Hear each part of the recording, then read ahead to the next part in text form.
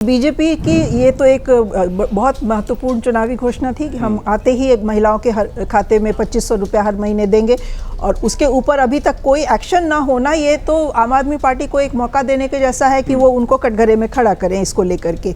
और इसको महिला सम्मान जो भी राशि घोषित की गई है उसको लेकर दूसरे स्टेट्स में हम देख रहे हैं कि बीजेपी को थोड़ी मुश्किल हो रही है और इमीडिएटली उस पर काम नहीं हुआ है। तो लोगों के मन में ये शंका भी अब हो रही है कि क्या पता ये भी कहीं ऐसा एक चुनावी जुमला न रह जाए, क्योंकि जैसे आम आदमी पार्टी पंजाब में कह रही है कि हम तो 5 साल के लिए आए हैं तो हम कर देंगे, कहीं ऐसा तो नहीं कि बीजेपी भी उसी रास्ते पे चल रही है। बीजेपी की राजनीति अभी फिलहाल जो मुझे लग रहा है वो ये है कि आम आदमी पार्टी को पूरी तरह से डिस्क्रेडिट कर देना। और जो सीएजी की रिपोर्ट्स आ रही हैं, 14 रिपोर्ट्स हमने सुना है कि आने वाली हैं, जिसमें से 2 अभी आई हैं। तो जब रिपोर्ट आएगी तब उसमें कुछ ना कुछ खुलासे होंगे, तब उस पर चर्चा होगी, बहस होगी।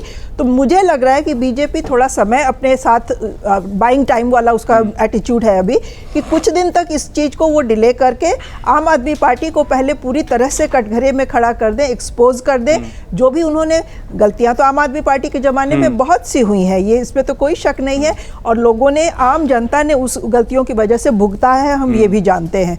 तो पहले मुझे लग रहा है कि बीजेपी ये वाला एजेंडा जो है अपना पूरा करना चाहती है कि आम आदमी पार्टी को बिल्कुल ही डिस्क्रेडिट कर दे, क्योंकि खतरा दिल्ली में उनको आम आदमी पार्टी से है।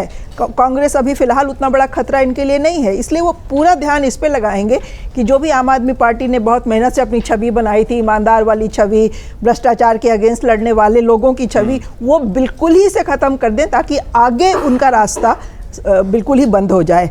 तो ये जो सीएजी की रिपोर्ट्स हैं, मुझे लग रहा है कि उसके लिए एक बहुत इंपॉर्टेंट जरिया बीजेपी बना रही है।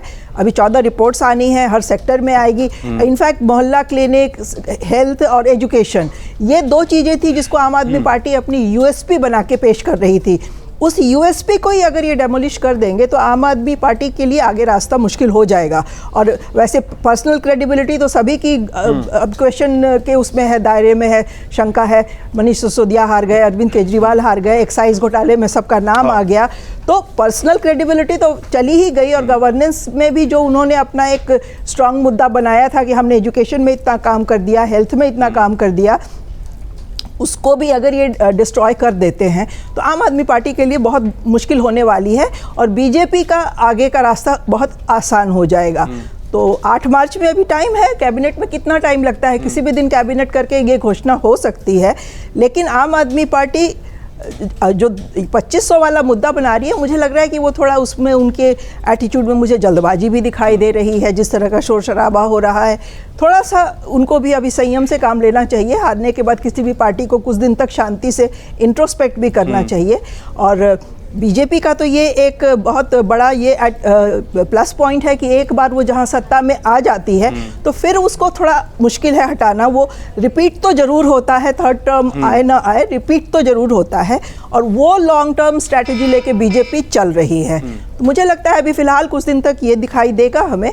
और गवर्नेंस की जहाँ तक बात है, भाई दोनों जगह तो बीजेपी की सरकार है। हमने देखा होम मिनिस्ट्री की एक बहुत क्रूशल मीटिंग हो गई, अमित शाह के, रेखा गुप्ता के प्रेजेंस में रोहिंग्या के घुसपैठियों के मुद्दे पे चर्चा हुई है। तो जो एजेंडा है बीजेपी का, वो मुझे यही लग रहा है कि सबसे पहले अपने मेन राइवल को ख़त्म करो, अपने एजेंडे पे उसके बाद काम शुरू करो। तो देखना है कि अब इसमें दिल्ली की जनता के लिए क्या फ़ायदा रहता है। अगर आप ये वीडियो YouTube पर देख रहे हैं तो हमारे चैनल को सब्सक्राइब कर बेल आइकन दबाएं, और Facebook पर देख रहे हैं तो हमारे पेज को लाइक करें। 8 मिलियन प्लस सब्सक्राइबर, आपके इस भरोसे के लिए बहुत धन्यवाद।